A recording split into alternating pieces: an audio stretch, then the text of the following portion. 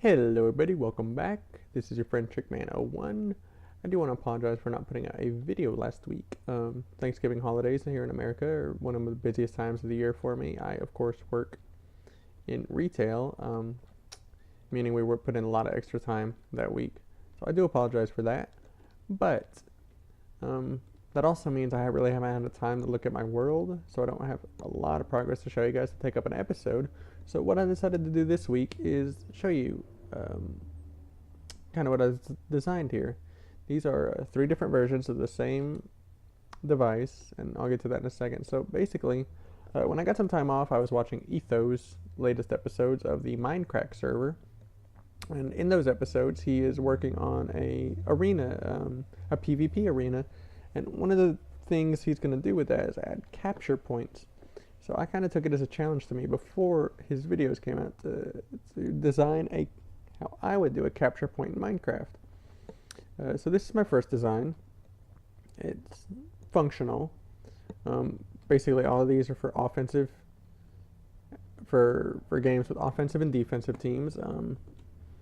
It's one team's going to be on offense, one team's going to be on defense, and you could actually modify these to where it could work either way. That'd be pretty simple, but I'm not really going to go into that right now. It does make it a bit more intensive, so we'll just show these sides of it. Basically, all of these were functional by timing. So whenever you stand on the pressure plate for so long, it will activate the capture point, shoot up a firework to let everyone know that point's been captured. So this is my first design here, prototype number 1. And it's not very customizable as far as timing, or at least not as customizable as my other two designs.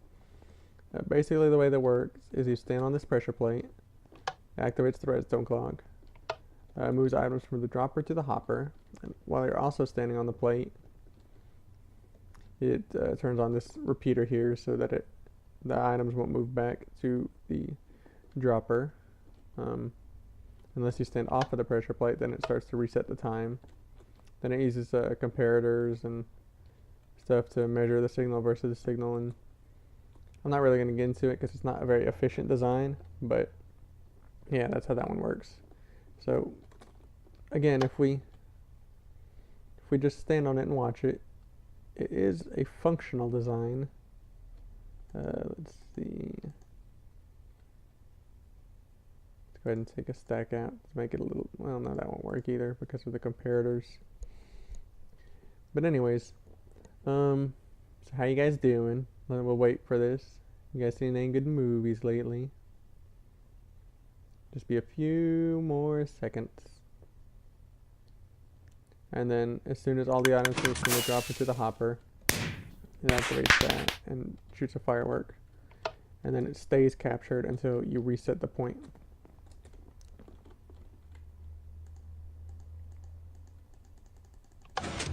There we go. So that's how that one works. Prototype 2 I was very happy with. I actually recorded a video about this one until I realized I could make it even better. The way Capture Point 2 works is basically the same. It's the same concept as this, with the exception of it's very, very customizable. You can use as many or as few items as you would like. Let's go ahead and reset this. In the dropper, and for each item you put, it adds incremental time. I haven't quite got my measurements in place to tell you exactly how much time, but it basically functions the same way. You stand on the pressure plate, activates the clock, also locks the hopper while you're on the pressure plate. Items move from the dropper to the hopper, and as soon as all the items move over, this comparator turns off, allowing these two torches to turn on. This torch again locks the hopper and also activates the firework dispenser. And this one right here is basically just to silence the dropper in case someone's standing on the pressure plate. You don't have to hear the click, click, click, click, click. And then to reset it, this is just a basic RS NOR latch right here. It just looks a little different. You just press the button, click, and it allows items to move from the hopper back into the dropper, which will activate this and keep these torches from turning on, so all the items will move back over. So we can go ahead and watch this one work too.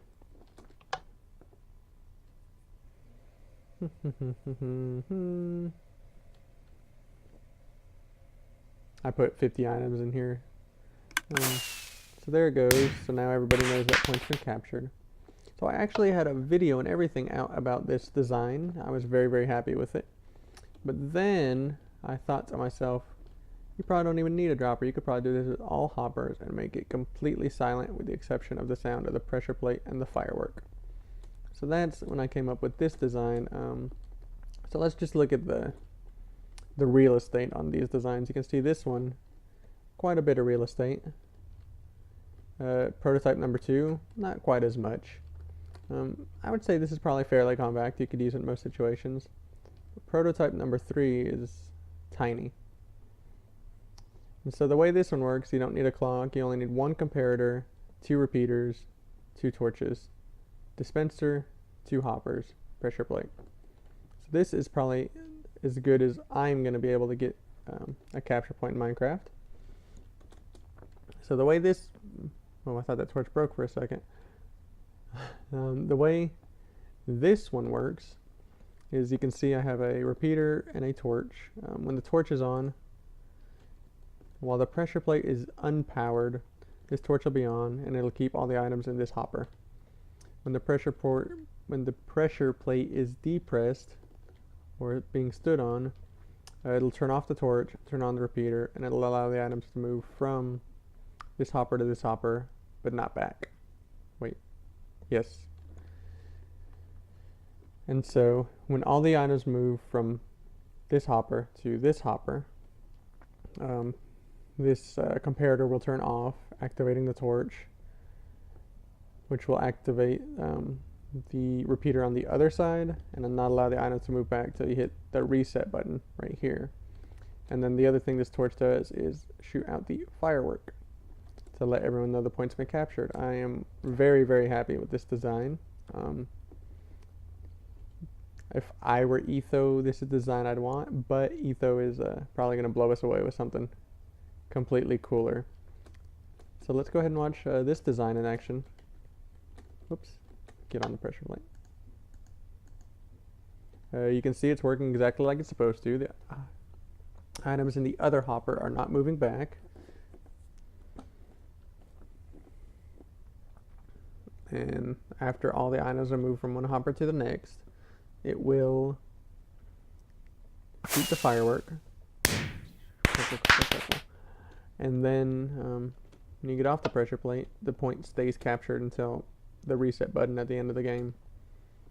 And I'm sure we could put a light on here also, just to show that the point has been captured. And so the offensive and defensive team will know not to mess with this point. So yeah, this design I like the most. Very, very compact, as you see. Considering I started that over here, completely overthinking it, moved over here, still overthinking a little, but I was pretty happy with the design. Really good design right here. I'm very happy with myself for this. So thanks everybody for watching. That's basically all I got for you this week. I promise I'll have more updates to the world next week, and I may even incorporate this into it. Maybe I'll make myself a little mob survival mini game where I have to activate pressure points. I probably won't do that for a single player world, but like I said, I'm pretty happy with this design. So I'll see everybody next week. Like I just said, thank you so much for watching. Please leave me a like. It helps me out quite a bit.